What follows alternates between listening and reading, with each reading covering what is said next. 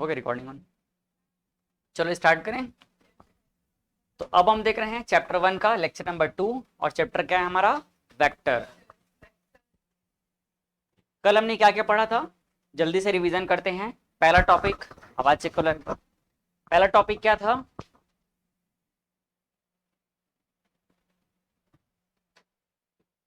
एक मिनट में क्या क्या पढ़े बताओ कल हम लोग।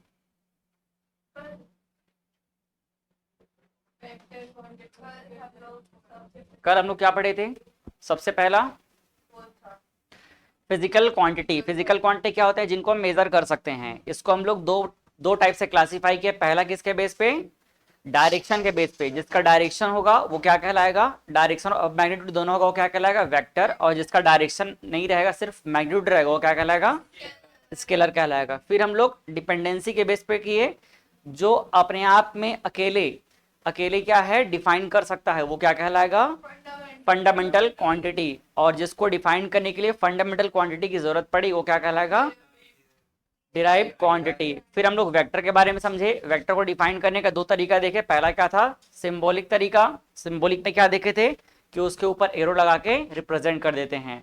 फिर हमने क्या देखा, ग्राफिकल मेथड। तो ग्राफ में एक एरो रहेगा, एरो का जो टीप पॉइंट रहेगा वो किसको रिप्रेजेंट करेगा, हेड को। और जो पीछे वाला पार्ट रहेगा वो क्या करेगा, टेल को रिप्रेजेंट करेगा। जो एरो का टोटल लेंथ रहेगा वो क्या रिप्रेजेंट करेगा, मैग्नीट्यूड को। ठीक है। फिर हमने क्या देखा, और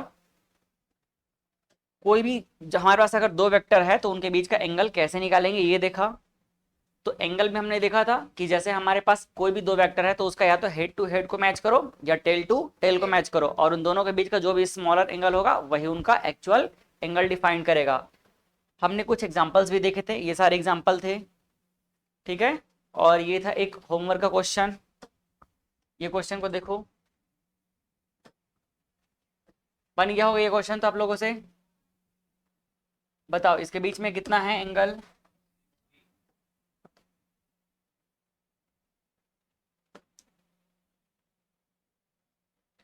इसके बीच का एंगल 60 कैसे निकाले, जल्दी से देख लेते हैं, कॉपी कर लेते हैं इसको।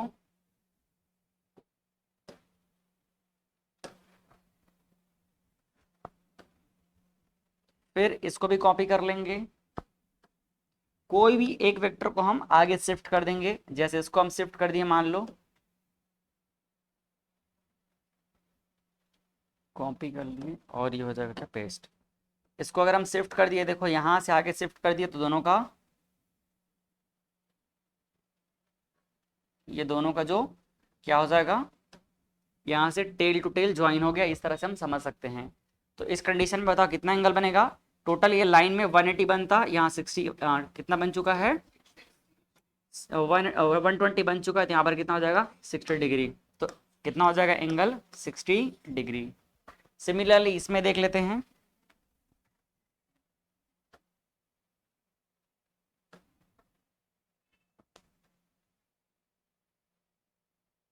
ये देखो इसमें क्या करेंगे, किसी एक को, दोनों का डायरेक्शन देखो उल्टा दिख रहा है, इधर इसका हेड जा रहा है इधर इसका टेल जा रहा है। किसी एक को शिफ्ट कर देते हैं, इसको करें, इसको आगे ले चलें, कॉपी पेस्ट। तो देखो इसको हम आगे बढ़ा दिए इधर पे, ये आ गया इधर। तो इन दोनों का समझ लो टेल यहाँ पर ज्वाइन हो गया। अब कितना एंगल हो जाएगा यहाँ पर, 135। तो ये हो जाएगा 135 डिग्री एंगल। ठीक। अब हम पढ़ते हैं एक नया टॉपिक जिसका नाम क्या है, टाइप्स ऑफ वेक्टर। वेक्टर कितने टाइप के हैं जो हमें अभी काम आने वाले हैं। तो पहला वेक्टर है इक्वल वेक्टर। क्या नाम है पहला, इक्वल वेक्टर। कोई भी वेक्टर को डिफाइन करने के लिए हम क्या देखेंगे, उसका मैग्नीट्यूड और दूसरा डायरेक्शन। इन्हीं में थोड़ा बहुत ऊपर नीचे होगा तो बाकी सारे वेक्टर के टाइप बन जाएंगे। इक्वल वेक्टर, अगर हमारे पास दो वेक्टर ऐसे हैं जिनका मैग्नीट्यूड भी क्या है, सेम है, और उनका डायरेक्शन भी क्या है, सेम है।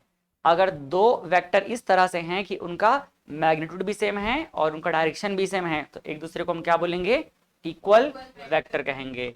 मतलब अगर हमारे पास ए एक वेक्टर है और बी क्या है, दूसरा वेक्टर है, तो मान लो ए का क्या है, मैग्नीट्यूड जो है बी के मैग्नीट्यूड के इक्वल है, और ए का डायरेक्शन मतलब क्या हो जाएगा, यूनिट वेक्टर ए कैप किसके इक्वल है, बी कैप के इक्वल है। तो हम क्या बोल सकते हैं कि vector A is equal to क्या होगा, वेक्टर बी होगा। अगर हम इसको डायग्राम से समझें तो क्या होगा, देखो मान लो हमारे पास एक वेक्टर क्या है, ए इस तरह से है। अब दूसरा, इसी को हम क्या कर लेते हैं, कॉपी।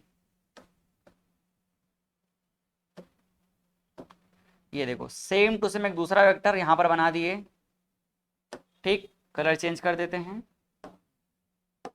ये हो गया दूसरा वेक्टर। मान लो ये क्या है, वेक्टर ए है और ये क्या है, वेक्टर बी। तो इन दोनों का अगर लेंथ देखा जाए तो लेंथ भी क्या है, बिल्कुल सेम है, और इनका डायरेक्शन भी क्या है, सेम है। तो क्या कहलाएंगे, इक्वल वेक्टर्स कहलाएंगे। ये कहलाएंगे इक्वल वेक्टर्स। इक्वल वेक्टर्स जरूरी नहीं कि ये ऐसा ही डायरेक्शन में जाता रहे, किसी भी डायरेक्शन में जाए।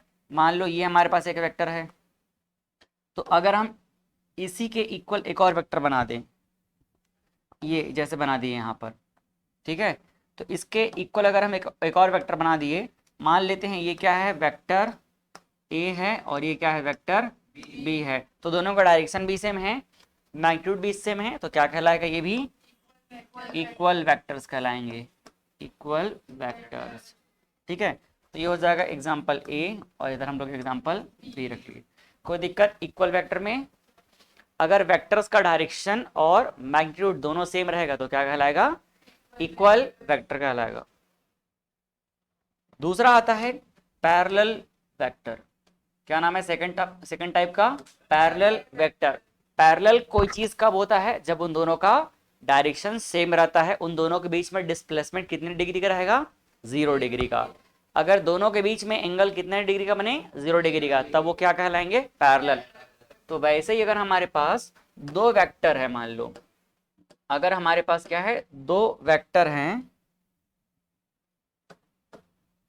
अगर हमारे पास दो वेक्टर्स हैं और दोनों वेक्टर्स का डायरेक्शन क्या है, बिल्कुल एक ही डायरेक्शन में है, और उनके बीच का डिस्प्लेसमेंट भी क्या है, इक्वल है, मतलब उनके बीच का एंगल कितना है, 0 डिग्री, तो वो क्या कहलाएंगे, इक्वल वेक्टर्स कहलाएंगे, सॉरी पैरेलल वेक्टर्स कहलाएंगे। Those vectors which have same direction, उनका डायरेक्शन क्या रहेगा, सेम रहेगा। मैग्नीट्यूड हो सकता है सेम रहे या ना रहे, मैग्नीट्यूड्स में और मे नॉट बी सेम।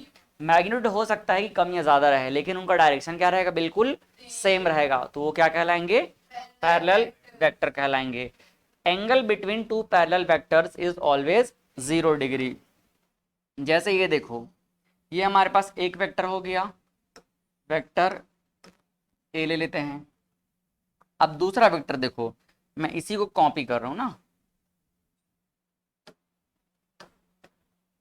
ये कॉपी कर दिया और पेस्ट कर दिया। डायरेक्शन देखो मैं सेम कर दिया, लेकिन इसका साइज क्या कर देता हूं, छोटा कर दिया,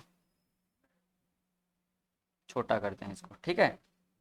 ये देखो ये क्या हो गया, इसका मैग्नीट्यूड छोटा हो गया, इसका कलर भी चेंज कर देते हैं,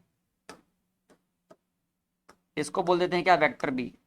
तो डायरेक्शन तो सेम है, एंगल कितना है इनके बीच का, 0 डिग्री, इसलिए क्या कहलाएगा, ये पैरेलल वेक्टर। एग्जैक्टली अगर समझे कि इसके बीच का एंगल कैसे 0 डिग्री बन रहा है, तो भी हम समझ सकते हैं। देखो ये हमने क्या कर लिया, ए वेक्टर को बना लिया, ये क्या है, वेक्टर ए। अब हम बी को लेकर के आते हैं, ये बी इसको बनाए हैं अभी ना, तो ये कॉपी हो जाएगा, पेस्ट।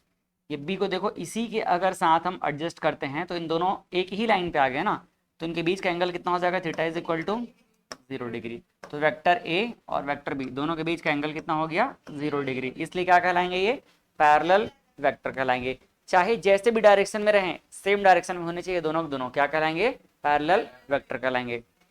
अब एक बात समझो नोट करके, इसका मैग्नीट्यूड हो सकता है क्या रहे, सेम रहे, जैसे कि ये तो हो गया एग्जाम्पल 1, एग्जाम्पल 1 हो गया। और अगर एग्जाम्पल देखना चाहें एग्जाम्पल 2 करके हम, तो देखो एग्जाम्पल 2 देख लेते हैं। अब मैं उल्टे डायरेक्शन में कर लेता हूँ, ये हो गया इस डायरेक्शन में, इसको क्या बोल देते हैं, वेक्टर ए बोल देते हैं, और ये हम कॉपी कर लिए, पेस्ट कर लिए।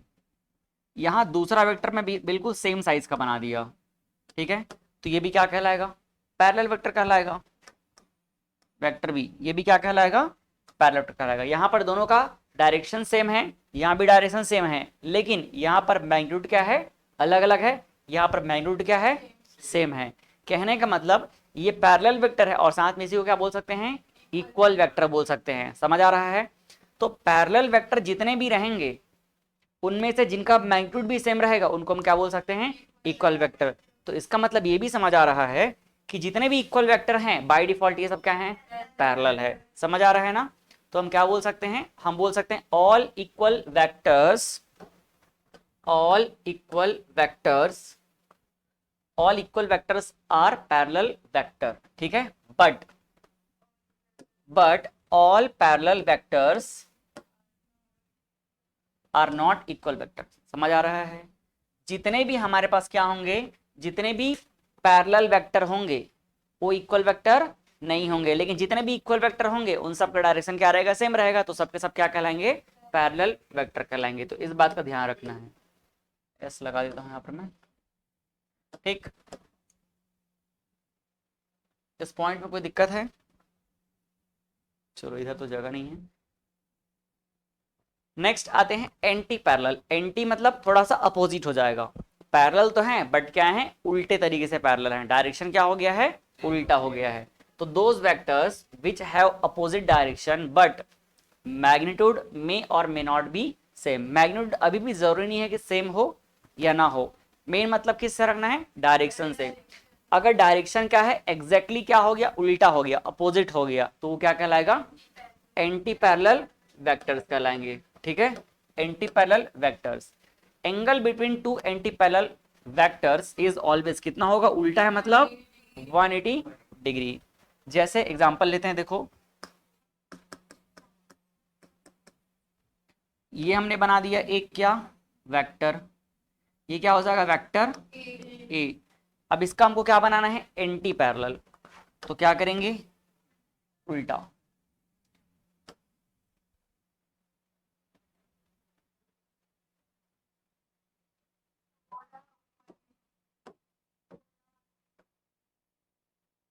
इसको पूरा क्या कर दिए, ये एग्जैक्टली घुमा दिए 180 पे। ठीक है, अब ये क्या कहलाएगा, पैरेलल एंटी पैरेलल वेक्टर। ये देखो, चलो इसको मैग्नीट्यूड को छोटा कर दिया इसका। समझ आ रहा है? अगर हमको चेक करना है तो चेक भी कर सकते हैं। देखो दोनों को कॉपी पेस्ट कर लेते हैं।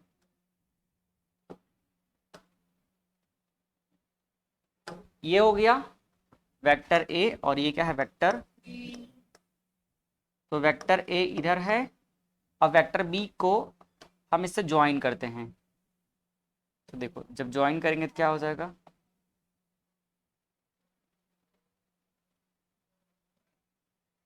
ये देखो इन दोनों के बीच का एंगल कितना बनेगा,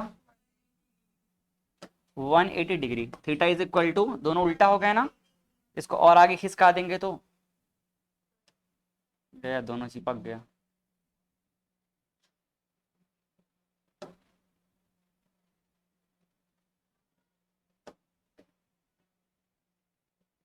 ये देखो दोनों दोनों क्या होंगे, अपोजिट हो गए।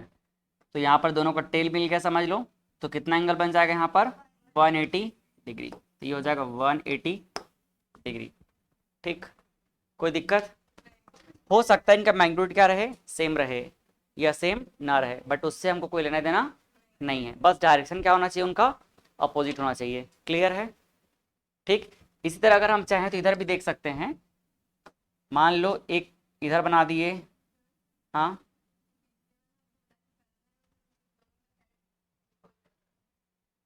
क्या होता, हाँ इन दोनों का ये समझ लो ना कि यहाँ पर टेल क्या है, जॉइन है, क्या उतना ही डिग्री बनाएगा। क्या बोल रहे हो, नहीं समझ आ रहा है? आप ये बोलना चाह रहे हो कि यहाँ पर भी एक लाइन में उतना ही तो बनेगा करके, है ना? एंगल दोनों के बीच में बनता है, दोनों के बीच में, इन दोनों के बीच में देखो ना कुछ एंगल है क्या, नहीं है। लेकिन यहाँ देखो इन दोनों के बीच में कितना एंगल है, यहाँ देखो, यहाँ से लेकर के यहाँ तक देखना है। समझ आ रहा है? हाँ तो खिसका देते हैं ना, चलो खिसका लेते हैं, चलो खिसका लेते हैं। तो ये खिसकेगा तो ये भी तो खिसकेगा ना, दोनों का जो टेल है, दोनों का टेल को ज्वाइन कर दो और दोनों को चलो हेड को खिसकाओ, तो जितना दूर इसका हेड खिसकेगा उतना ही दूर दूसरे वाले का खिसकेगा, तो दोनों का हेड क्या है, सेम ही भागेगा ना। वैसे इन दोनों के हेड को पकड़ कर खींचेंगे तो, अगर इसके हेड को पकड़ के खींचेंगे, देखो ये दोनों कहाँ चले गए, उल्टे चले गए ना, इसलिए क्या है ये 180 डिग्री एंगल बना रहा है। ठीक है, जैसे यहाँ अब मान लो हम दूसरा ले लेते हैं, अब यहीं से स्टार्ट करके एक और ले लिए, ये देखो दो वेक्टर ले लिए, ये है वेक्टर ए और ये क्या है वेक्टर बी। कितना होगा इनके बीच का एंगल, देखो यहाँ वेक्टर ए से स्टार्ट करके कहाँ जाना है, वेक्टर बी के पास, तो कितना एंगल है 180 डिग्री।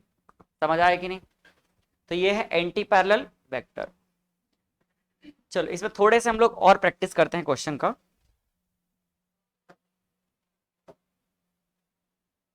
नहीं पहले एक चीज समझ लेते हैं फिर करते हैं, इसको हटाते हैं। अगर मान लो इसमें एक वेक्टर को हम क्या बोल दे, पॉजिटिव बोल दे, अगर एक वेक्टर को क्या बोल दे पॉजिटिव, तो दूसरा क्या हो जाएगा निगेटिव, तो यहीं से हम अब निगेटिव वेक्टर को भी समझ सकते हैं। अगला टॉपिक हो गया निगेटिव ऑफ अ वेक्टर, कोई भी वेक्टर का निगेटिव वेक्टर कैसे होगा। The negative of a vector is defined as another vector having the same magnitude, उनका मैग्नीट्यूड क्या रहेगा same, but having in opposite direction, direction बस उल्टा रहेगा, मैग्नीट्यूड क्या रहेगा सेम रहेगा, तब तो क्या कहलाएगा पॉजिटिव निगेटिव में डिफरेंस किस चीज का रहेगा, सिर्फ साइन का ना, मैग्नीट्यूड का क्या रहेगा कोई डिफरेंस नहीं रहेगा। मतलब अगर किसी का क्या है वैल्यू 5 है तो उसका निगेटिव क्या हो जाएगा -5, मैग्नीट्यूड में कोई चेंजेस है क्या नहीं है। तो निगेटिव को समझने के लिए हम उसी पैरेलल का एंटी पैरेलल, और एंटी पैरेलल में ही क्या कर दिए मैग्नीट्यूड को सेम कर दिए। तो अगर हमारे पास मान लो कोई भी वेक्टर ए है, अगर कोई वेक्टर ए है तो उसका निगेटिव वेक्टर क्या हो जाएगा -a वेक्टर। समझ आ रहा है। जैसे हम एग्जांपल लेते हैं, मान लो हमारे पास एक वेक्टर है, ये देखो ये हमारे पास क्या है एक वेक्टर है, अब इसका हमको क्या बनाना है निगेटिव वेक्टर, तो इसी को क्या कर देंगे उल्टे डायरेक्शन में कॉपी कर देंगे। एक मिनट ना,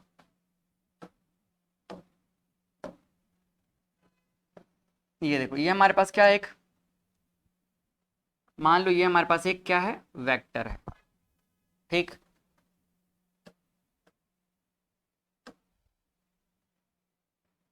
तो ये सेम मैग्नीट्यूड का हम क्या कर देंगे डायरेक्शन चेंज कर देंगे। ये हो गया वेक्टर ए, तो ये क्या कहलाएगा वेक्टर -a। समझ आया, ये क्या कहलाएगा वेक्टर ए, ये वेक्टर ए कहलाएगा अगर, तो ये कहलाएगा माइनस ऑफ वेक्टर ए। समझ पाए, क्योंकि इन दोनों का सिर्फ डायरेक्शन डिफरेंट है, डायरेक्शन डिफरेंट होने से क्या कहलाएंगे लोग अपोजिट कहलाएंगे।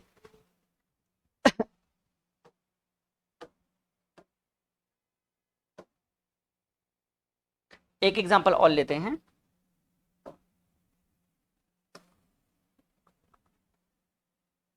मान लो हमारे पास इस तरह से क्या है एक ऊपर के डायरेक्शन में है वेक्टर, तो बताओ इसका निगेटिव वेक्टर कैसे बनेगा, कॉपी पेस्ट, ये बन जाएगा इधर पे।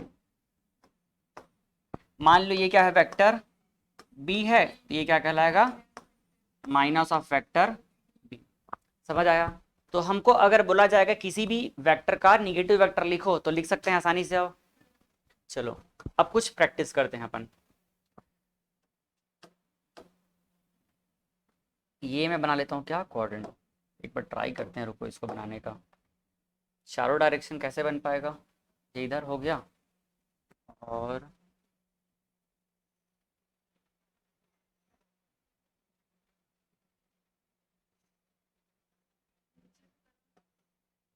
हाँ ये ऊपर से नीचे ही जा रहा है, ये ऐसे बनेगा या फिर ऐसे बनेगा, ऐसे नहीं बनता है क्या, नहीं दिख रहा है रुक जाओ,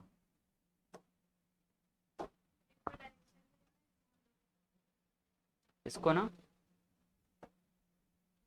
ऐसा हो गया,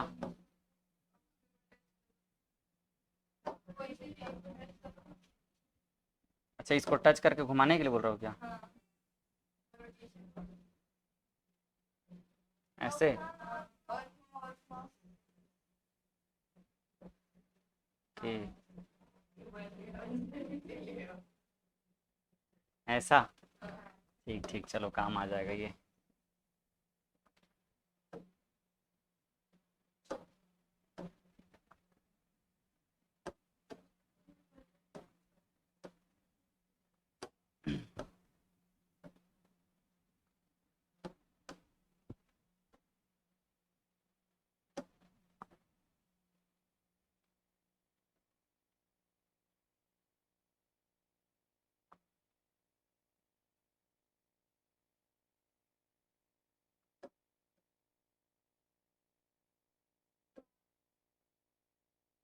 हम्म।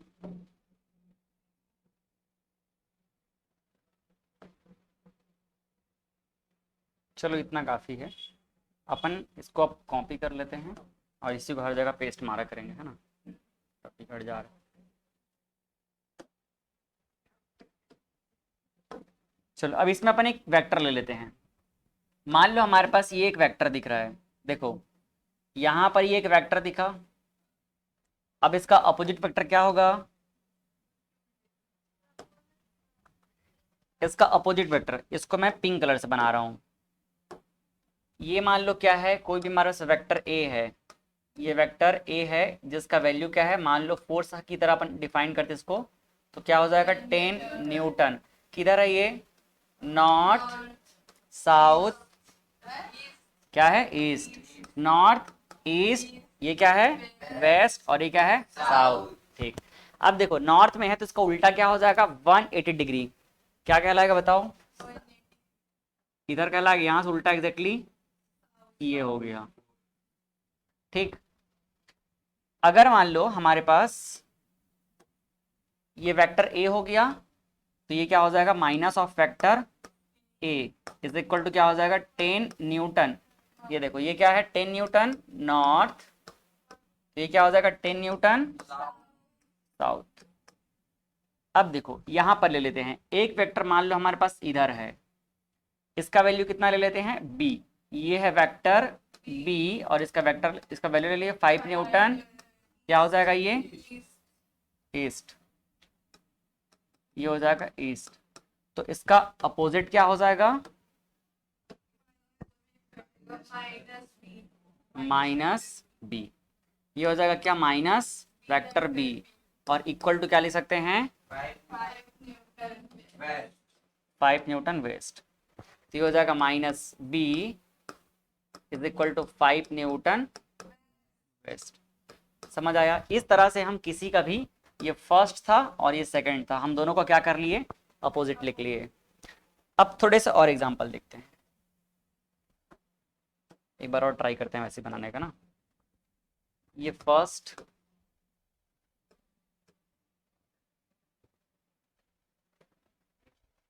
नेक्स्ट पेज में ले लेते हैं ना। हाँ,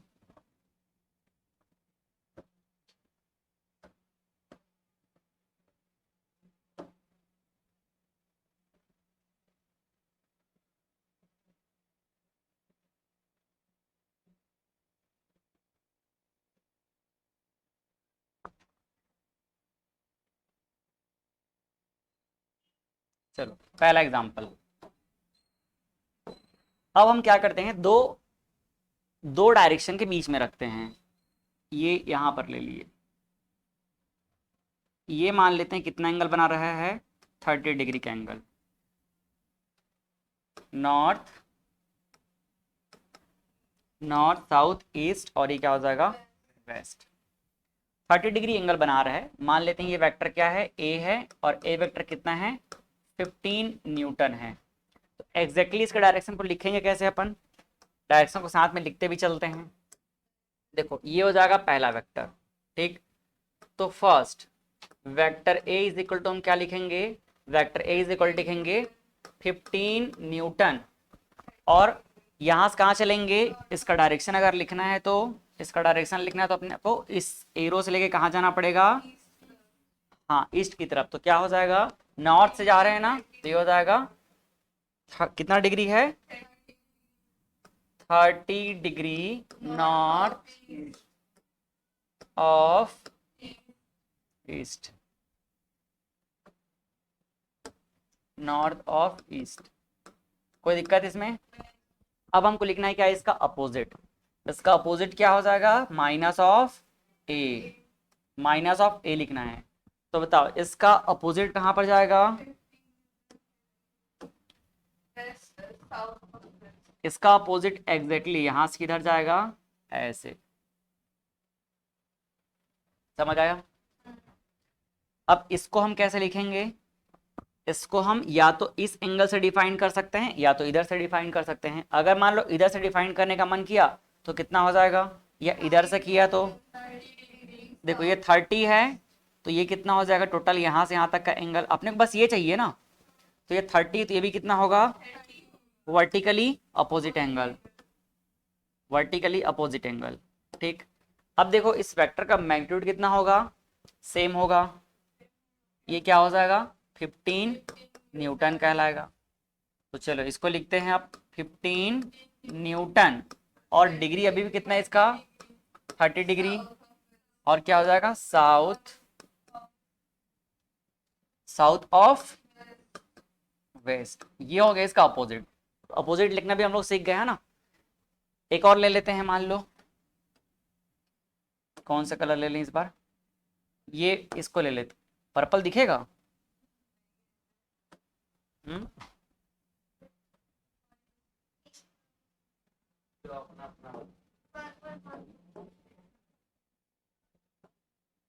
चलो ऑरेंज ले लेते हैं।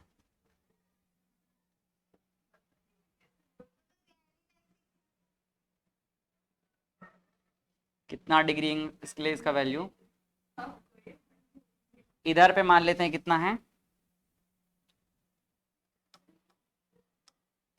ये एंगल कितना बना, लेट सपोज यहाँ पे कितना बना इसके साथ में 37 डिग्री, कितना बन गया 37 डिग्री।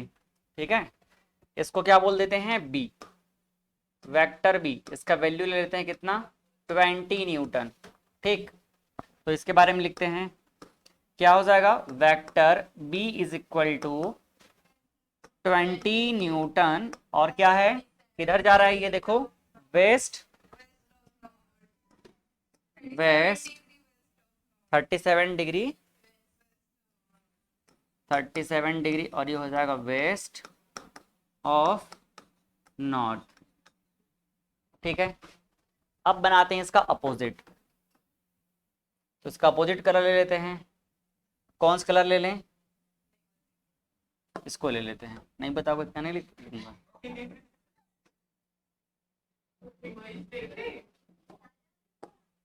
हैं,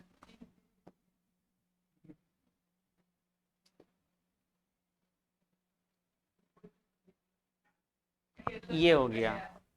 ठीक, अब बताओ इसका एंगल कहाँ, यहाँ 37 है तो यहाँ पे कितना होगा 37 ले लेते हैं। अब लिखते हैं इसको, कितना हो जाएगा माइनस बी, निगेटिव वेक्टर क्या हो जाएगा इसका, माइनस बी चला गया है ना, 20 न्यूटन और 37 डिग्री, कहाँ से कहाँ जा रहा है ये, ईस्ट से ईस्ट ऑफ साउथ। तो इस तरह से हम लिख सकते हैं उसके अपोजिट वैल्यू को। ठीक है, तो सीख गए हम लोग निगेटिव वेक्टर लिखना। अब हम चलते हैं अगले टॉपिक की तरफ।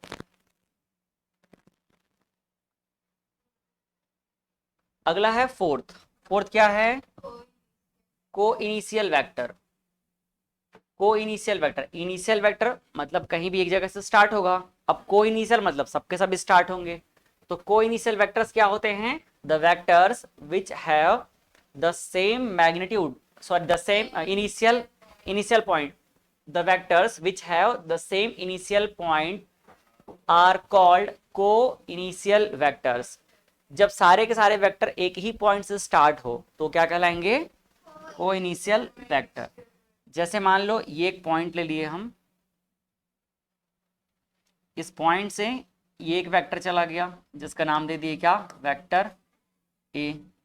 ठीक, अब देख लेते हैं ये दूसरा वेक्टर, ये भी देखो इधर ही से गया, किसी भी डायरेक्शन में उससे कोई मतलब नहीं है। अब देख लेते हैं तीसरा वेक्टर, ये मान लो इधर चला गया, ये वेक्टर सी। तो ये सब के सब वेक्टर क्या कहलाएंगे? कोइनिशियल वेक्टर। समझ आया कि नहीं? कोइनिशियल वेक्टर्स क्या होते हैं, क्लियर हो गया? जब वो क्या करें, सेम पॉइंट से स्टार्ट हो, ये सेम पॉइंट, ये इनका क्या है, इनिशियल पॉइंट। इनिशियल पॉइंट मान लेते हैं क्या है ये, ओ, यहां से स्टार्ट हो रहे हैं। हाँ, कितनों वेक्टर जा सकते हैं वहां से, एक ही पॉइंट से जाने वाले सारे वेक्टर क्या कहलाएंगे, एक ही पॉइंट से स्टार्ट होने वाले ना, एक ही पॉइंट से आगे जाने वाले क्या कहलाएंगे, को इनिशियल वेक्टर कहलाएंगे। क्लियर है? अब देखो इसके बाद अगला टॉपिक आता है कंकरेंट वेक्टर। दोनों दोनों सिंपल है। कंकरेंट वेक्टर क्या नाम है इसका, कंकरेंट वेक्टर। हाँ, नेगेटिव पॉजिटिव से क्या मतलब, जिस चीज पे फोकस करना है बस उसी पे फोकस करना है ना। इनिशियल मतलब उनका इनिशियल पॉइंट क्या होना चाहिए, सेम होना चाहिए। अब कंकरेंट वेक्टर का मतलब होता है सेम पॉइंट, इसका मतलब क्या है, same point. Same point same initial point दोनों क्या है, अलग अलग बात है। सेम पॉइंट और सेम इनिशियल पॉइंट दोनों अलग अलग है। कंकरेंट वेक्टर का मतलब होता है सेम पॉइंट, सेम पॉइंट।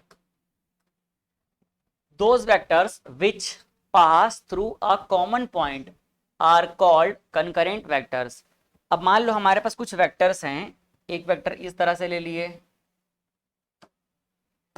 एक दूसरा वेक्टर ऐसे ले लिए, एक तीसरा वेक्टर ले लेते हैं, ये ऐसे ले लिए। ये मान लो वेक्टर ए है, ये वेक्टर बी है, और ये क्या कहलाएगा, वेक्टर सी कहलाएगा। तो ये स्टार्ट कहीं और से हुए हैं, लेकिन ये तीनों के तीनों एक कॉमन पॉइंट से क्या हो रहे हैं, पास। मान लो ये क्या है, पॉइंट पी है। समझ आया? तो ये क्या कहलाएंगे, कंकरेंट वेक्टर कहलाएंगे। कोई दिक्कत इसमें? नेक्स्ट अगला आता है को टर्मिनल वेक्टर। टर्मिनेट होने का मतलब क्या होता है, टर्मिनेट का मतलब क्या होता है, खत्म हो जाना। तो जब वो किसी एक जगह पे जाके खत्म हो जाए तो क्या कहलाएंगे, क्या कहलाएंगे, बताओ? हाँ, ये देखो, ये तीन वेक्टर हैं, तीनों तीनों क्या हो गए, एक ही पॉइंट पे जाके टर्मिनेट हो गए। मान लेते हैं पॉइंट पी है जहां पे जाके टर्मिनेट हो गए, तो क्या कहलाएंगे, को टर्मिनेट वेक्टर्स। ये वेक्टर ए है, ये वेक्टर बी है, और ये क्या है, वेक्टर सी है। The vectors which have the common terminal point are called coterminous, coterminous vectors. अगला point, collinear vectors. Collinear vectors क्या है, एक ही लाइन में रहेंगे। कहां पर रहेंगे, चाहे सीधे सीधे डायरेक्शन में रहे या उल्टे डायरेक्शन में रहे, दोनों चलेगा, लेकिन एक ही लाइन में रहना चाहिए। क्या कहलाएंगे, collinear vectors. Collinear vectors, the vectors which either the vectors which either act along the same line or along parallel lines are called collinear vectors। तो यहाँ एंगल कितना होगा इनके बीच में, the angle between collinear vectors is either 0 degree और 180 degree. कहने का मतलब ये हमारे पास एक क्या है, एक मिनट, अगर ये हमारे पास एक वेक्टर है, ठीक है, अब दूसरा वेक्टर जो है इसी के लाइन पे बना लेते हैं। ये देखो, ये है वेक्टर ए और ये क्या है, वेक्टर बी। तो सेम लाइन में दोनों क्या कहलाएंगे, को लीनियर वेक्टर कहलाएंगे। एग्जाम्पल 1 देख लेते हैं और एग्जाम्पल 2 भी देख लेते हैं।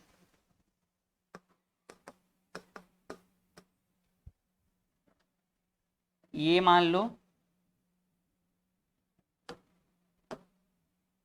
ये हो गया क्या, वेक्टर ए, क्या है ये, वेक्टर ए है। अब एक दूसरा वेक्टर ले लेते हैं यहीं से ऐसे, ये उल्टे डायरेक्शन में चला गया तो क्या होगा, ये वेक्टर बी। दोनों दोनों क्या कहलाएंगे, कोलिनियर वेक्टर। यहाँ कितना डिग्री का एंगल बन रहा है, theta is equal to 0 degree. यहाँ कितना हो जाएगा, theta is equal to 180 degree. Clear है। इक्वल और पैरेलल, इक्वल जो है मैग्नीट्यूड की कहानी है, ठीक है। पैरेलल जरूरी थोड़ी कि एक ही लाइन में रहेगा, पैरेलल तो ऐसे भी हो सकता है। ये देखो, दोनों के बीच के पास एंगल क्या रहना चाहिए, 0 डिग्री रहना चाहिए, लेकिन एक ही लाइन में है क्या, नहीं है।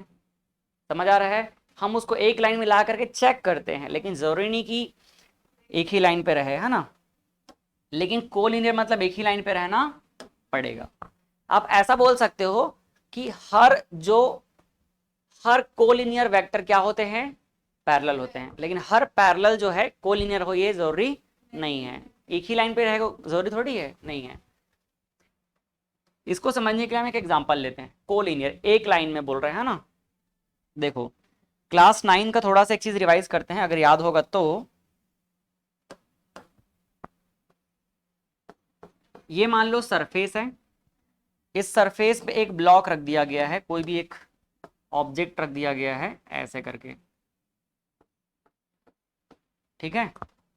जब ये ऑब्जेक्ट यहाँ पे रखा गया है तो इस पे एक फोर्स काम करेगा, इसके सेंटर से किधर की तरफ, नीचे की तरफ। ये देखो नीचे की तरफ एक फोर्स काम करेगा ना, जो किसकी वजह से, उसका मास की वजह से होगा। जब मास ग्रेविटी को खींचेगा तो क्या लगेगा, एक mg फोर्स लगेगा, ठीक।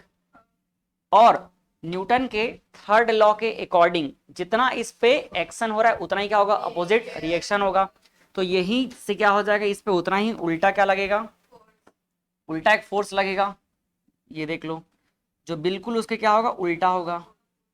इसको हम लोग नॉर्मल बोल देते हैं, क्योंकि ये इस सरफेस की क्या रहता है, परपेंडिकुलर, और ये हो जाएगा एन। तो यहाँ पर आप उठा के अगर एन और एम जी दोनों को लेकर के जाओ, देखो एन और एम जी इन दोनों को अगर उठा के लेकर के जाओ यहाँ पर, ये हो जाएगा क्या, एम जी। और दूसरा ले चलते हैं किसको, एन को। तो एन यहीं से कहाँ चला जाएगा, ऊपर की तरफ चला गया।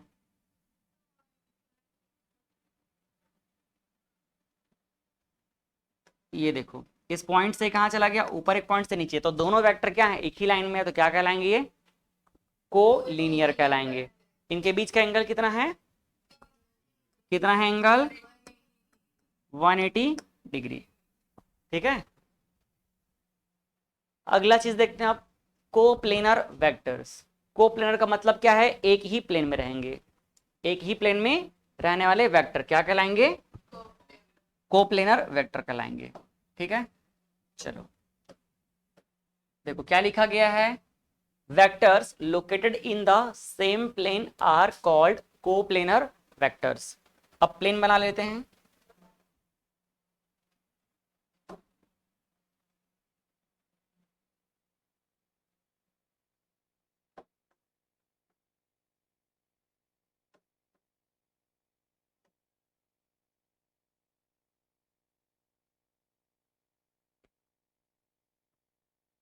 ये हो गया एक्स एक्सिस, ये क्या हो गया, वाई एक्सिस, और ये हो गया जेड एक्स। अब हम बना लेते हैं इसके लिए प्लेन। ये देखो एक प्लेन ऐसे, और यहां से ऐसे, ये क्या कहलाएगा, एक्स वाई प्लेन। अब मान लेते हैं इस प्लेन में हम ले लिए क्या, वेक्टर। ये देखो एक वेक्टर ले लिए ऐसे, ठीक, एक वेक्टर ले लिए ऐसे, इसको बोल देते हैं क्या, वेक्टर ए। इसको बोल दिए वेक्टर बी। तो कहीं भी रहे वेक्टर ए बी सी, सब कहां पर है, इस प्लेन के अंदर है, तो क्या कहलाएगा, कोप्लेनर वेक्टर्स। कौन है भाई, एकदम सो जाओगे क्या।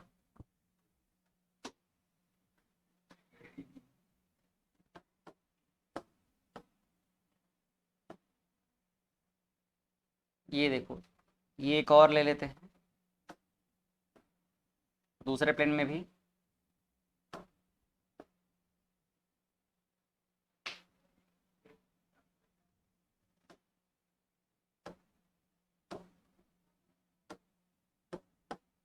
यहाँ पर मान लेते हैं कि वेक्टर है, इसको क्या बोल दिए, वेक्टर p बोल दिए। इधर से एक वेक्टर चला जाएगा, इसको क्या बोल देते हैं, वेक्टर q बोल देते हैं। और ये वेक्टर क्या हो जाएगा, वेक्टर r। ठीक, ये भी क्या कहलाएंगे, सबके सब आपस में कोप्लेनर। लेकिन अगर हम यहां से एक वेक्टर उठाते हैं, एक मिनट ना, ये देखो, अब हम अगर मान लो बात करते हैं इस एक वेक्टर की, ये r की, और इधर से बात कर लेते हैं वेक्टर c की, तो क्या ये दोनों आपस में कोप्लेनर कहलाएंगे, नहीं कहलाएंगे। ठीक, क्या कहलाएंगे, non coplanar vector, non coplanar vectors. ठीक है, और बाकी सब ये क्या कहलाएंगे, आपस में कोप्लेनर वेक्टर्स। अगला वेक्टर आता है नल वेक्टर या फिर हैंड पंप वेक्टर, है ना, जीरो। ये नल का मतलब क्या होता है, नलीफाई हो गया, नलीफाई मतलब कैंसल आउट, कैंसल आउट मतलब जीरो। तो नल वेक्टर या फिर जीरो वेक्टर। अब जीरो वेक्टर क्या होगा, ऐसा वेक्टर जिसका मैग्नीट्यूड क्या रहे, जीरो रहे, जिसका मैग्नीट्यूड क्या रहेगा, जीरो रहेगा। तो जिसका वेक्टर जीरो रहेगा ना, वो क्या कहलाएगा, मैग्नीट्यूड इज जीरो, वो क्या कहलाएगा, जीरो वेक्टर। अगर उसका डायरेक्शन पूछा जाए तो डायरेक्शन इज नॉट डिफाइंड, उसका डायरेक्शन आर्बिट्री होता है, हम डिफाइन नहीं कर सकते। आर्बिट्री का मतलब कहीं भी इधर उधर हो सकता है, डायरेक्शन को डिफाइन नहीं किया जा सकता। ठीक है, क्योंकि वेक्टर क्या है, जीरो है, मतलब एक तरीके से देखा जाए तो वेक्टर एग्जिस्ट नहीं कर रहा है, ऐसा मान सकते हैं। लेकिन वेक्टर के कैलकुलेशन के लिए हमको जीरो वेक्टर कंसिडर करना जरूरी रहता है। ये जीरो जो है नॉर्मल उस जीरो की तरह नहीं रहेगा। ठीक, बोलो, कुछ पूछना चाह रहे हो क्या, क्या, जीरो वेक्टर, जीरो वेक्टर को बस जीरो लिखते हैं और उसके ऊपर वेक्टर लगाते हैं। जीरो वेक्टर को ऐसे कोई मतलब डायग्राम से डिफाइन कर पाना पॉसिबल नहीं है।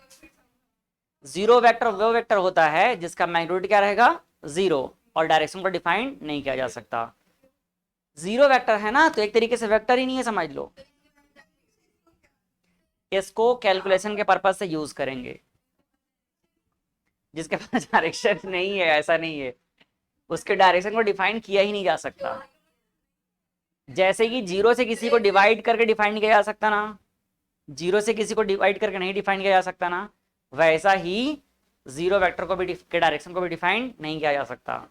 समझ आ रहा है, कुछ अभी भी रिसर्च बाकी है, सब कुछ को अभी रिसर्च नहीं किया गया है, हो सकता है आप लोग करोगे। जैसा जीरो से डिवाइड करने पे वैल्यू क्या आएगा, पता है क्या, नहीं पता है, क्या आएगा बताओ, इनफाइनाइट। हो तो नहीं पता इसलिए बोल देते हैं इनफाइनाइट, मतलब उसका कोई अंत ही नहीं है ना, क्योंकि जीरो डिफाइंड ही नहीं है। ठीक है, इसीलिए ऐसा है। किसको पता था, कौन, आपके पड़ोसी के चाचा, तो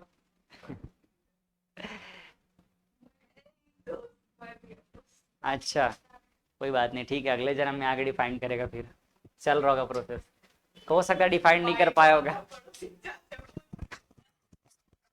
पड़ोसी के। हाँ तो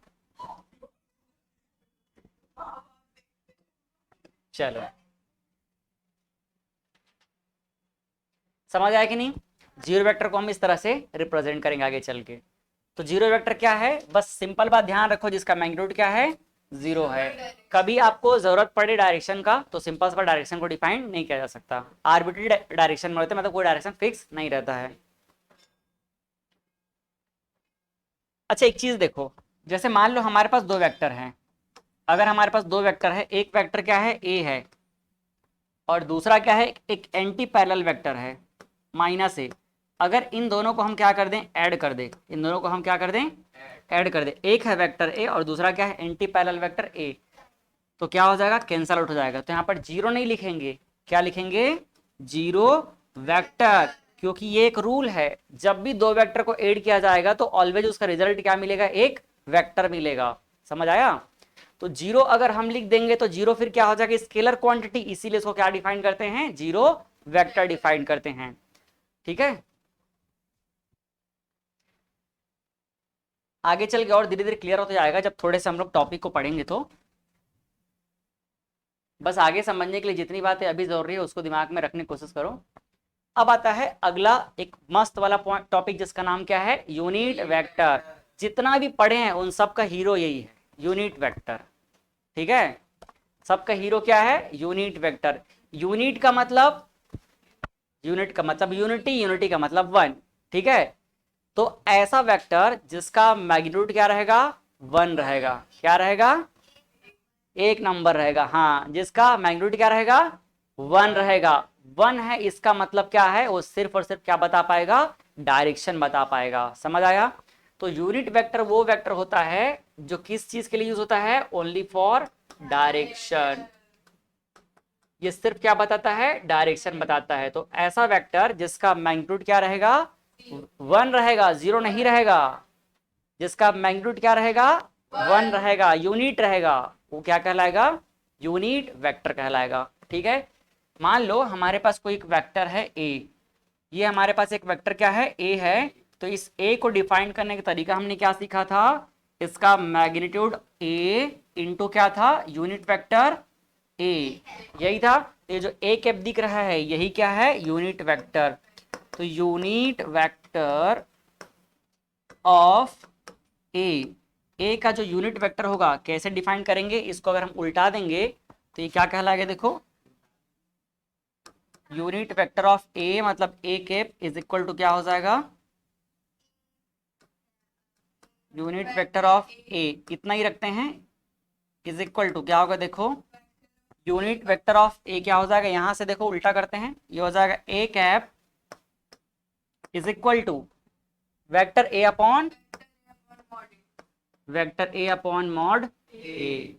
तो मॉड जो रहेगा ना, आगे चल के हम समझेंगे, मॉड मतलब सिर्फ मैग्नीट्यूड। क्या रहेगा, ये सिर्फ और सिर्फ मैग्नीट्यूड, मतलब सिर्फ और सिर्फ स्केलर क्वांटिटी।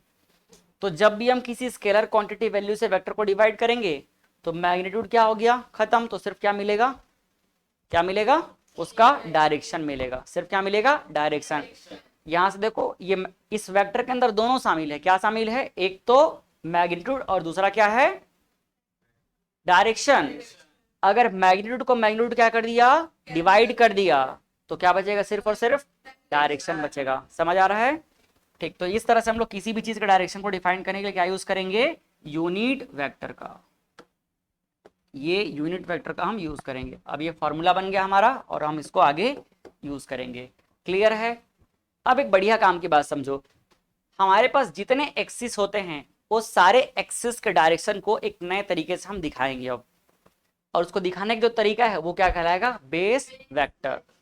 तो बेस वेक्टर क्या होगा, हमको पता है हमारे पास कितने डायरेक्शन होते हैं, तीन डायरेक्शन, तीन एक्सिस। कौन सा एक्सिस, एक्स, दूसरा वाई और तीसरा जेड एक्सिस।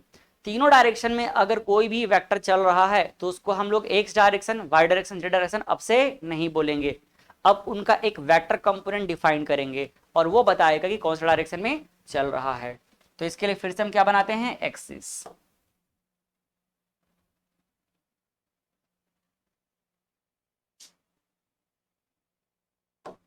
ये बहुत काम का चीज है, ध्यान से समझना अब इसको, है ना।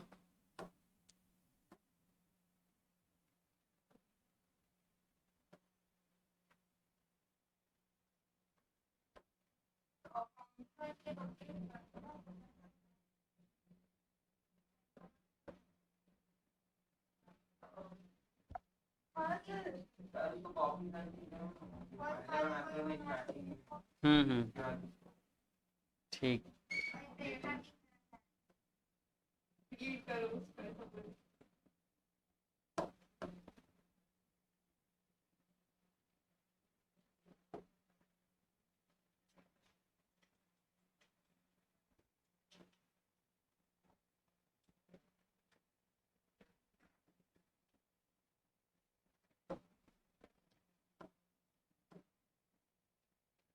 देखो ये कौन सा एक्सिस हो जाएगा, एक्स एक्सिस, और ये क्या हो जाएगा, वाई एक्सिस। अगर हम इसको पॉजिटिव एक्स एक्सिस बोल दें तो ये क्या कहलाएगा, निगेटिव एक्स एक्सिस कहलाएगा। और ये क्या कहलाएगा, निगेटिव वाई एक्सिस। अब समझो काम की बात, अगर कोई भी वेक्टर किधर चल रहा है, एक्स डायरेक्शन में चल रहा है, कौन सा एक्स, पॉजिटिव एक्स डायरेक्शन में। अगर कोई भी वेक्टर इधर चल रहा है तो उसके डायरेक्शन को डिफाइन करने के लिए आज के बाद हम क्या बोलेंगे, आई कैप। क्या बोलेंगे, आई कैप। उसका डायरेक्शन क्या हो गया, आई कैप। अगर कोई भी वेक्टर वाई डायरेक्शन में चल रहा है तो उसके डायरेक्शन को क्या बोलेंगे, जे कैप। ठीक है। अब देखो अगर कोई एक्स के उल्टे डायरेक्शन में चल रहा है तो क्या बोलेंगे, क्या बोलेंगे, माइनस आई कैप। क्या बोलेंगे, माइनस आई कैप। कुछ भी बोल रहे हो है ना, माइनस आई कैप। अगर कोई वाई के उल्टे डायरेक्शन में चल रहा है तो क्या बोलेंगे, माइनस जे कैप। इतना समझ आया कि नहीं आया। अब मान लो अगर कोई ऐसा वेक्टर होगा जो किधर चल रहा होगा, ये जेड डायरेक्शन में चल रहा होगा और ये जेड का क्या है, उल्टा डायरेक्शन। तो अगर कोई जेड में चल रहा हो, ये देखो अगर कोई जेड में चल रहा हो तो ये क्या हो जाएगा, पॉजिटिव जेड, और ये क्या हो जाएगा, नेगेटिव जेड। अगर कोई भी वेक्टर जेड में चल रहा होगा तो उसको क्या बोल देंगे, के। ये हो जाएगा के कैप। और अगर उल्टे में चले तो क्या बोलेंगे, माइनस के कैप। इतना बात समझ आया कि नहीं आया। ठीक, एग्जाम्पल समझते हैं। अब कॉपी कर लो इसको वापस।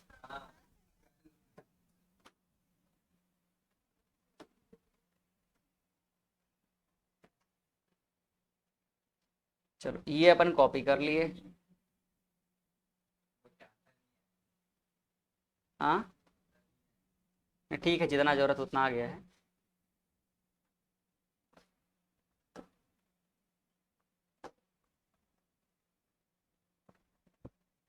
चलो अब मान लेते हैं एक वेक्टर ले लेते हैं। अगर कोई वेक्टर है जो किधर चल रहा है, ऐसे करके इस डायरेक्शन में, ये पिंक कलर से बना लेते हैं, ये चल रहा है इधर पे। ठीक है। अगर ये इस डायरेक्शन में चल रहा है और मान लो कितना दूर तक के चला गया, ये इसका वैल्यू हो गया है 4। ठीक है, कितना मैग्नीट्यूड इसका, 4 तक के है। ये हो जाएगा 1, ये हो जाएगा 3 और ये हो जाएगा 4। आगे चलेंगे तो ये 5। तो कहाँ तक चला गया, ये 4 तक चला गया। यहाँ पर क्या है, 2 है। इतने में ही कुछ अलग सोचने लग जा रहे हो है ना। ठीक, 1 2। तो ठीक है ना, आप लोग इतने दिमागदार हो कि उल्टा को भी इस मामले में सीधा कर लेते हो। 1 2 3 4 5। वेक्टर कहाँ तक के गया, 4 तक के गया। तो अगर 4 तक के गया है तो बताओ इसको क्या बोलेंगे।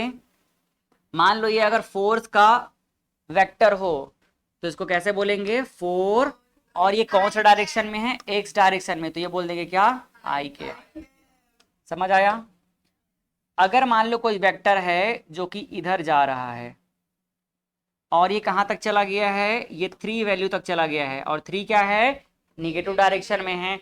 तो मैग्नीट्यूड कितना है, 3, या बोल सकते हो -3। तो बताओ इस वेक्टर को डिफाइन करने के लिए क्या बोलेंगे। अगर ये फोर्स है मान लो और इसका वैल्यू कितना है, इसका 3 न्यूटन है, तो ये हो जाएगा -3 और क्या हो जाएगा, जे के। समझ आया कि नहीं। -3 न्यूटन, न्यूटन को नहीं लिखेंगे, सिर्फ क्या हो जाएगा, जे कैप। समझ आ रहा है। जे कैप का माइनस, जे का माइनस जे हो गया ना, वही तो लिख दिया -जे। ये उल्टे डायरेक्शन में क्या हो जाएगा, -जे। समझ आया कि नहीं। ठीक, अब देखो अगला काम की बात, यहां से बढ़िया समझना।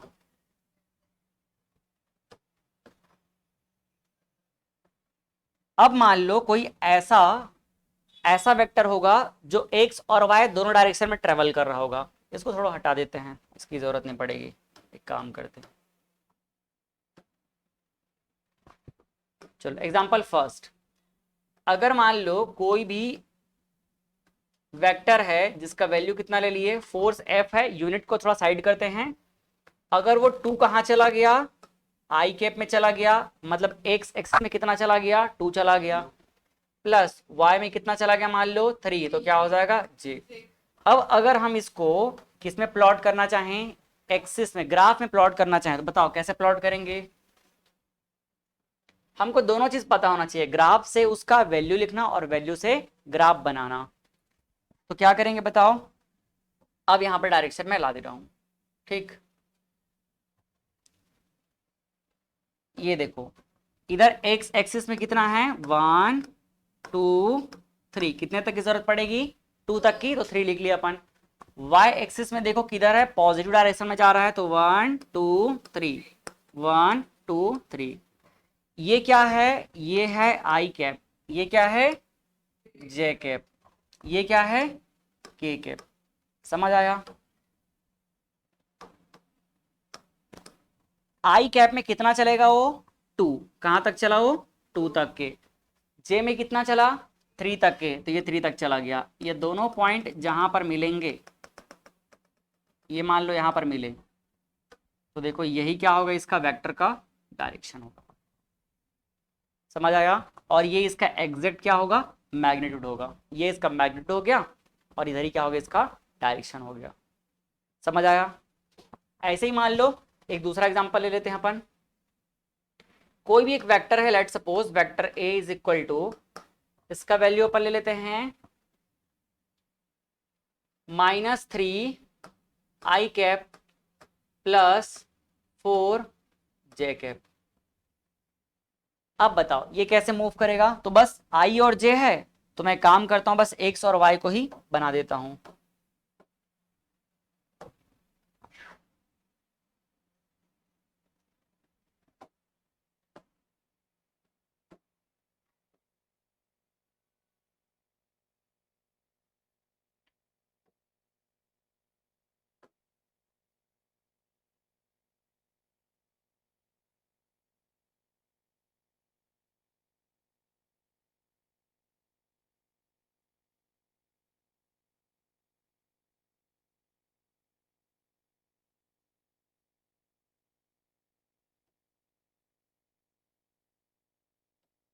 ठीक है, ज्यादा चाहिए रहेगा क्या वैल्यू, थोड़ा बड़ा कर देते हैं, खींच देते हैं इसको, इधर खींचना पड़ेगा पॉजिटिव में। और क्या चाहिए, ठीक है हो गया।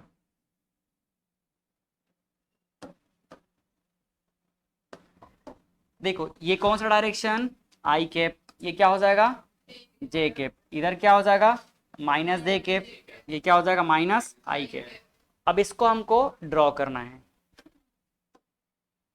चलो ड्रॉ करें।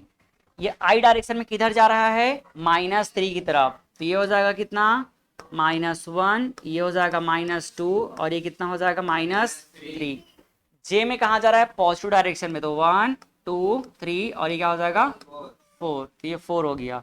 ये दोनों को हम क्या कर देंगे अब, ज्वाइन, इन दोनों को ज्वाइन कर लेते हैं। यहां से -3 और इधर से क्या हो जाएगा 4, ये दोनों जहां पर ज्वाइन हो रहे हैं वही क्या कहलाएगा, दोनों का एग्जैक्ट डायरेक्शन। ये देखो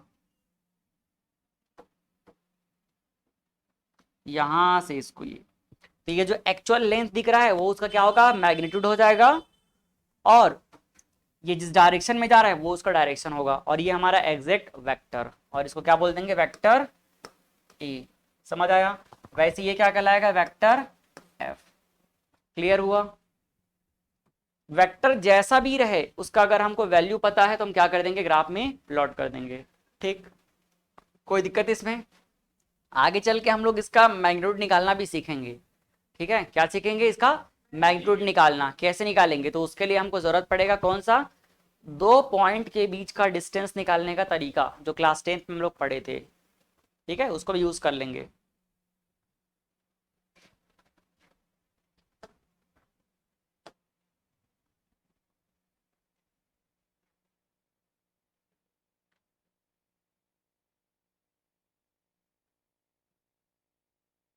चलो आप लोगों के लिए अब एक दो क्वेश्चन दे रहा हूँ, प्रैक्टिस कर लो आप लोग।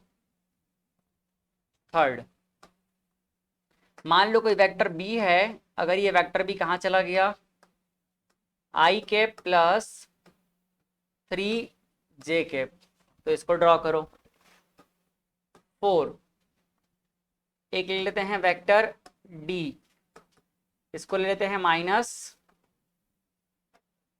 -जे कैप +3 आई कैप, बनाओ इसको जल्दी से।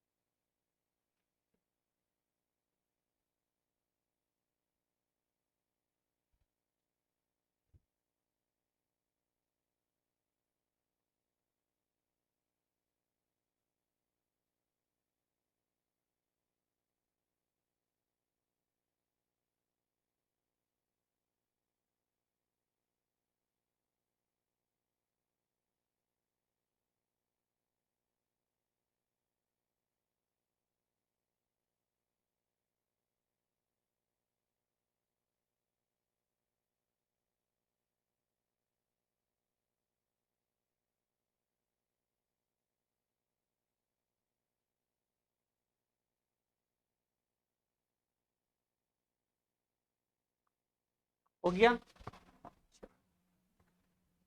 तो देखो ऐसी बनाया हूँ क्या,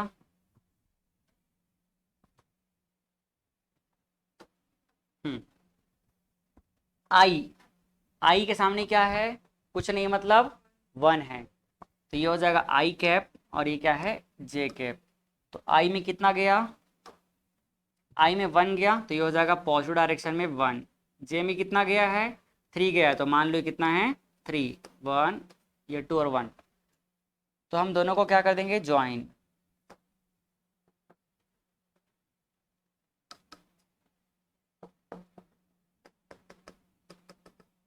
ये दोनों जहां पर ज्वाइन हो रहे हैं, यही क्या होगा, वेक्टर। इस वेक्टर का नाम क्या है, वेक्टर बी, तो ये हो जाएगा वेक्टर बी। बनाए हो ऐसे ही।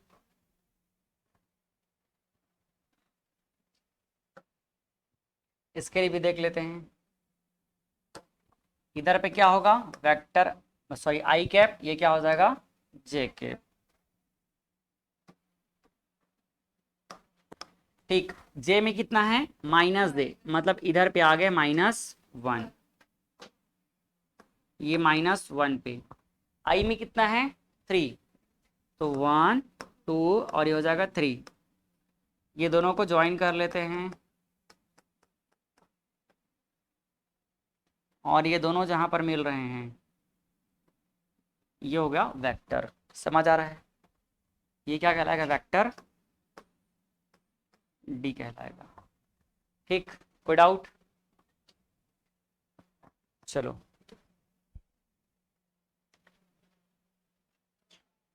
आज का हमारा टारगेट खत्म। वापस एक बार रिवीजन करते हैं जितना पढ़े उसको। टाइप्स ऑफ वेक्टर, पहला क्या है, इक्वल वेक्टर। इक्वल वेक्टर में क्या होगा, मैग्नीट्यूड और डायरेक्शन दोनों इक्वल होगा। ठीक, दूसरा पैरेलल वेक्टर क्या होगा, एक दूसरे के सेम डायरेक्शन में रहेंगे, मैग्नीट्यूड हो सकता है सेम रहे या सेम ना भी रहे तो भी चलेगा। फिर क्या होगा, ये पॉइंट को जरूर ध्यान रखना है ना, कि सभी के सभी इक्वल वेक्टर पैरेलल जरूर होंगे, लेकिन सभी पैरेलल वेक्टर इक्वल नहीं होंगे। इसके बाद क्या है, एंटी पैरेलल। एंटी पैरेलल क्या है, पैरेलल का उल्टा कर देंगे, अपोजिट डायरेक्शन में एंगल कितना बनेगा इनके बीच में, 180 डिग्री बनेगा। ठीक, फिर इसके बाद कौन सा आता है, निगेटिव वेक्टर। तो जो भी वेक्टर है उसका मैग्नीट्यूड को सेम रखो, डायरेक्शन को एग्जैक्टली क्या कर दो, अपोजिट, तो क्या हो जाएगा, निगेटिव वेक्टर बन जाएगा। इसके बाद को इनिशियल वेक्टर। को इनिशियल वेक्टर वो वेक्टर होते हैं जो एक ही पॉइंट से स्टार्ट होते हैं। अच्छा चलो इसको एक एग्जांपल और समझते हैं। एक सरफेस बना लेते हैं, ये मान लो एक सरफेस है। अब फिर से हम क्या करते हैं, एक ब्लॉक ले लेते हैं। यहां पर एक मान लो ब्लॉक है कुछ भी, इसका मास कितना है, m। तो पहला चीज, इसके सेंटर से क्या होगा, ये क्या आ गया, mg फोर्स लगेगा। इसके अपोजिट क्या लगेगा, इसके अपोजिट देखो एक रिएक्शन लगेगा, जिसको हम क्या बोलते हैं, नॉर्मल n बोल देते हैं। अब तीसरा चीज देखो, अगर इसको F फोर्स से आगे की तरफ मूव कराया जाए, अगर इसको F फोर्स से आगे की तरफ मूव कराया जाए तो ये देखो यहाँ से क्या हो जाएगा, ये आगे चलना स्टार्ट हो जाएगा। तो ये फोर्स F से इसको आगे खींचा जा रहा है या पीछे से ढकेला जा रहा है, जो भी है। तो तीन फोर्स देखो एक ही पॉइंट पे लगे हैं, तीन फोर्स जो है एक ही पॉइंट पे लगे हैं। तो इनको अगर हम बोलेंगे एक ही पॉइंट से स्टार्ट होने वाले फोर्स हैं, एक ही पॉइंट से स्टार्ट होने वाले वेक्टर हैं, तो क्या कहलाएंगे ये? कोइनिशियल वेक्टर। इसको हम अलग से दिखा भी सकते हैं, अलग से दिखाने की जरूरत है क्या, समझ तो गए ना? ठीक, तो ये क्या कहलाएंगे? कोइनिशियल वेक्टर। एक ही पॉइंट से देखो तीनों तीनों क्या हो रहे हैं, स्टार्ट हो रहे हैं। समझ आया? नेक्स्ट, कंकरेंट वेक्टर, मतलब ये स्टार्ट कहीं से भी हो सकते हैं, लेकिन तीनों तीनों क्या होंगे, या जितने भी रहेंगे सब एक कॉमन पॉइंट से पास होंगे, तो क्या कहलाएंगे? Concurrent vectors. इसके बाद कोटर्मिनस वेक्टर। कोटर्मिनस वेक्टर क्या होंगे? जिनका टर्मिनल क्या रहेगा, एक कॉमन पॉइंट पे रहेगा, एक ही पॉइंट पर जाकर क्या हो जाएंगे, टर्मिनेट हो जाएंगे। कोलिनियर, ऐसे वेक्टर जो एक ही लाइन पे जाएंगे वो क्या कहलाएंगे? Collinear vector. हो सकता है इनका डायरेक्शन सेम रहेगा या अपोजिट रहेगा, मतलब 0 डिग्री या 180 डिग्री रहेगा। फिर कोप्लेनर वेक्टर, ये क्या होंगे? एक ही प्लेन में रहेंगे। और अगर दो अलग अलग प्लेन के वेक्टर को देखेंगे तो क्या कहलाएंगे वो लोग? नॉन कोप्लेनर वेक्टर कहलाएंगे। फिर हम लोग क्या देखे? जीरो वेक्टर या नल वेक्टर। तो ऐसा वेक्टर जिसका मैग्नीट्यूड क्या रहेगा? 0 रहेगा और डायरेक्शन को डिफाइन कर पाना पॉसिबल नहीं है। फिर देखो यूनिट वेक्टर क्या होगा? ऐसा वेक्टर जो सिर्फ क्या बताए? डायरेक्शन बताए। ऐसा वेक्टर जिसको किस लिए यूज किया जाएगा? To define direction. तो कैसे लिखेंगे उसको हम लोग? वेक्टर जो होता है मैग्नीट्यूड और डायरेक्शन दोनों से डिफाइंड होता है। तो यहाँ पर क्या हो जाएगा? ए cap is equal to vector A upon mod A. जैसे मान लो अगर हमको किसका लिखना है, अगर हमको एक्सेलरेशन का लिखना है तो vector A is equal to क्या हो जाएगा? मॉड ऑफ ए और क्या हो जाएगा? A cap. तो ये जो ए कैप आएगा ये क्या कहलाएगा? वेक्टर ए अपॉन मॉड ए होगा। ये इस तरह से हम लोग क्या देखेंगे, किसी भी वेक्टर का डायरेक्शन या यूनिट वेक्टर। ठीक है।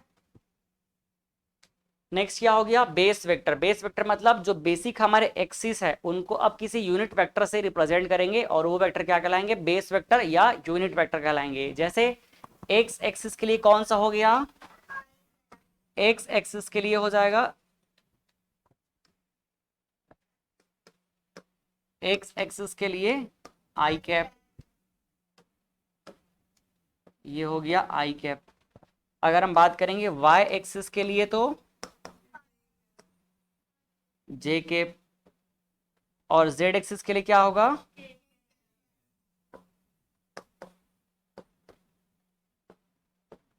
के कैप। तो इस चीज को हमको अच्छे से ध्यान रखना है।